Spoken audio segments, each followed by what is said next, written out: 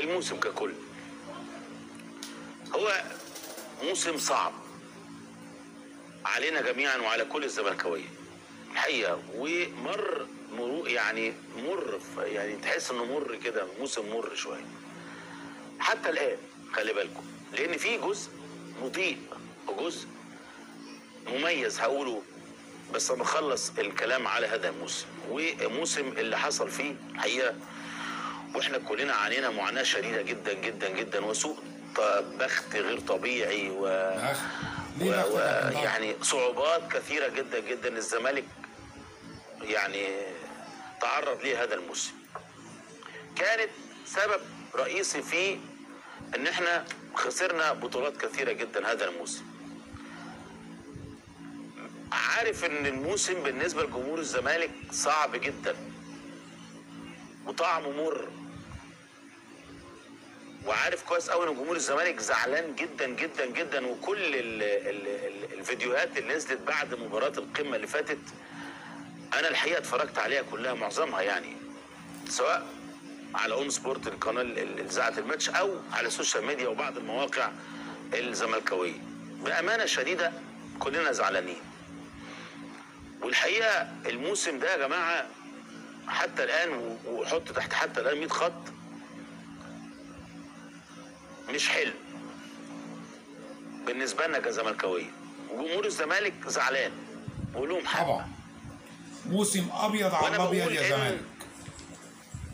اسباب رئيسيه جدا جدا ادت الى ان الموسم يبقى بهذا الشكل.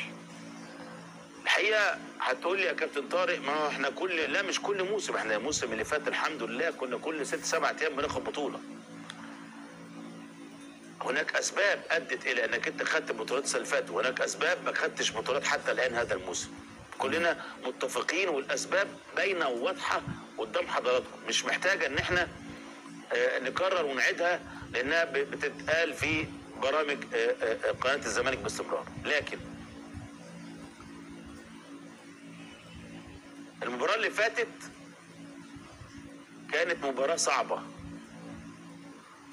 المباراه الحقيقه كانت مفاجاه للجميع، زملكاوي كنت او اي انتماء اخر، لان ما كان احد يتصور هذا السيناريو هذه المباراه. سيناريو غريب جدا وسيناريو مختلف جدا عما سبقت المباراه.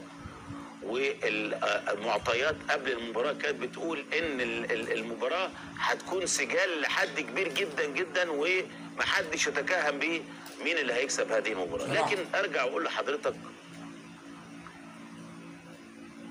ان الراجل اعترف في المؤتمر الصحفي وقال لك ان انا بدات غلط، ودي حاجه كويسه.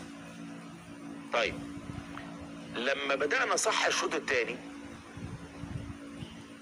الامور اختلفت تماما تماما. بان الفرق ما بين الزمالك والاهلي زي ما كان في فرق بين الاهلي والزمالك الشوط الاول. طب انت كان شكلك كويس يعني بامر الاهلي. خلينا نكون صراحه، في فرق كبير جدا في الشوط الاول ما بين الاهلي والزمالك، طبيعي لصالح الاهلي طبعا. الشوط الثاني لما الراجل عدل من بعض الاخطاء اللي حصلت في التشكيل في الشوط الاول وعدم تطبيق اللعيبه لطريقه اللعب بطريقه صحيحه، لا بان الفرق ما بين الزمالك والاهلي لصالح الزمالك. عشان ما حدش يقول لي انت لا مش منصف، لا انا منصف. طيب لما الفرق بان انت ما استغلتش الفرق ده لصالحك غير في هدف واحد من ضربه جزاء. كان في سوء توفيق لكورتين 3 ما دخلوش جوان، لكن كان في سوء توفيق برضه الشوط الاول. خلي بالكم للنادي المنافس في كورتين كان ممكن نتيجه تزيد عن كده. خلينا نكون صراحه برضه. لكن ارجع واقول لك ان انت رجعت للمباراه المنافس استغل السوء اللي انت كنت فيه الشوط الاول واحرز 3 اهداف. مش عايز اقول بقى مين السبب، هي سوء، كلنا وحشين. الشوط الثاني لما انت فرقت عن المنافس وكنت كويس ما قدرتش ان انت تستغل الفرصه زي ما هو استغلها الشوط الاول. دي اسباب فنيه، الراجل يقعد مع لعيبته ويتفرج يقول على هذا الكلام كده. مش مصدق ان انا اقول الكلام اللي حصل، لكن ارجع واقول لك ان الشوط الثاني 35 دقيقه لصالح الزمالك باستثناء اخر 10 دقائق اللي احرز فيها المنافس هدفه المفاجئ واللي عكس السلام عليكم، اهلا وسهلا بيكم في حلقه جديده من برنامجنا قهوه الخواجه. دايما بنقول بتشجع كوره ولا بتشجع نادي؟ اكيد بتشجع كوره.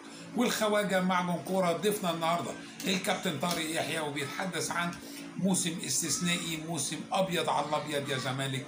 خش جوه التفاصيل يا كابتن طارق يحيى. انت بتقول ان انت منصف ان الزمالك استحوذ على جزء كبير من الشوط الثاني بامر الاهلي، لان الاهلي لما ضغط، او الاهلي بالظبط هو كان عايز يريح وكان عايز يقفل الجيم، ومارسيل كولر ثعلب هو قال لك الموضوع انتهى خلاص. الموضوع انا مش عايز بقى اكسب 6 و7 و8 والكلام ده كله. انا ماتش الزمالك عندي زي اي ماتش ب3 بونت، فهو انا عايز اكمل سلسله انتصاراتي. كسبان 3-0، الزمالك عايز يستحوذ وانا بلعب على المرتده، وكان لمارسيل كولر ما اراد. هو اللي عمله بالظبط. نادي الزمالك مسك كوره، نادي الزمالك هاجم. هدف نادي الزمالك كان عن ضربه جزاء. هقول لك الزمالك قبله سوء توفيق في كورتين في العارضه، واحده بتاعت احمد سيد زيزو وواحده بتاعت ابراهيم مانيداي. هقول لك ان الاهلي برضو كان يقدر يزود عدد الاهداف في الشوط الاولاني، لكن الزمالك لما استحوذ الاهلي كان بيلعب على المرتده.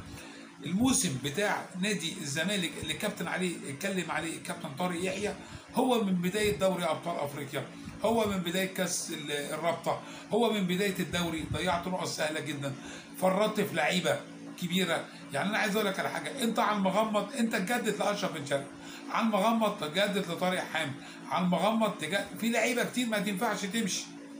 ليه؟ لان انت بتحافظ على قوام الفرقه. طب الناس دي مشيت وانت خدت دوري، المطلوب ادعم صح. ليه؟ وبعدين في كلمه غريبه قوي، يعني ليه قناه الزمالك كلها بتتكلم على الاهلي انه النادي المنافس؟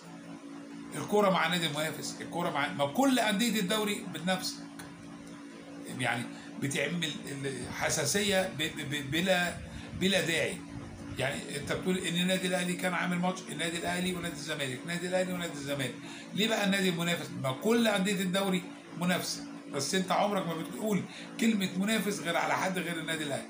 فيعني طول ما احنا بنيسر الامر على نفسنا، طول ما احنا بنبقى واقعيين. الواقعيه ان النادي الزمالك سيطر بامر الاهلي، لان تشكيل نادي الزمالك ما هو عمرو السيسي وعمر جابر مش هيعمل لك الدفعه الهجوميه برضه.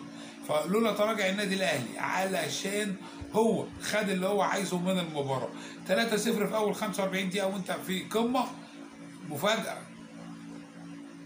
مارسيل كولر هو اللي تراجع في المباراه، والله هو ده اللي حصل، ولا اهلاوي ولا زملكاوي. الزمالك استحوذ بامر الاهلي، ولما الزمالك احرز هدف الاهلي هاجم وجاب الرابع. فدي كان طريق تحليل الكابتن طارق يحيى في موسم ابيض على الابيض يا زمالك.